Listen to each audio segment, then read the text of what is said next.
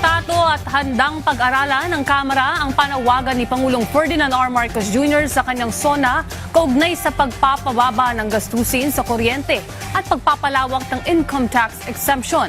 Ilang opisyal din ang nagpahayag ng positibong reaksyon sa SONA ng Pangulo. Ang mga yan sa ulat ni Vel Custodio Live. Vel.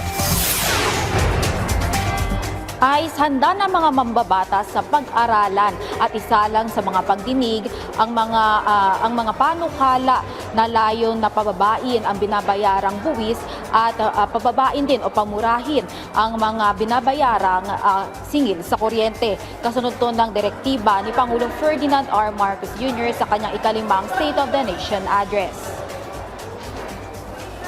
Ayon kay House Speaker Faustino Bogie III, magiging gabay ng Kongreso ang mga inihain ng Pangulo sa pagtatalakay ng mga panukalang magpapagaan sa buhay ng mga Pilipino, kabilang ang pagbabawas sa buwis at pagpapamura ng singil ng kuryente. Aniya, suportado ng Kamara ang panawagan ng Pangulo na mapababa ang gasto sa kuryente sa pamamagitan ng Sariling Kuryente Act at mga amyenda sa Electric Power Industry Reform Act o ERIPA.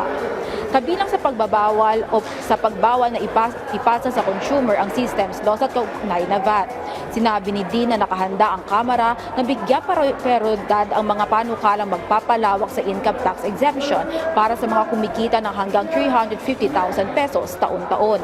Magpapababa ng income tax para sa iba pang manggagawa, magbibigay ng ginhawa sa maliliit na negosyo sa pamamagitan ng pag-alis sa minimum corporate income tax at pagpapatupad ang tax amnesty para sa ilang hindi nababayarang buwis at kaugnay na multa.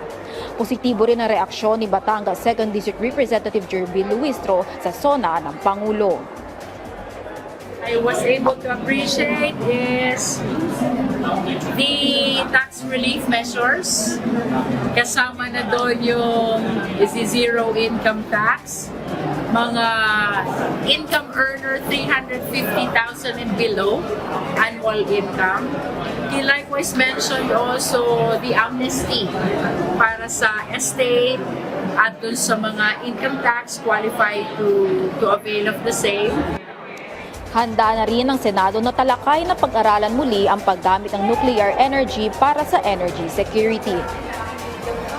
Samantala ayon naman kay Representative or later Representative Martin Romualdez ay handa siyang harapin ang proseso ng investigasyon. Pero iginiit ng dating House Speaker na wala siyang inilabag na anuman sa batas. Balik sa iyo, Ice. Maraming salamat, Vel Custodio.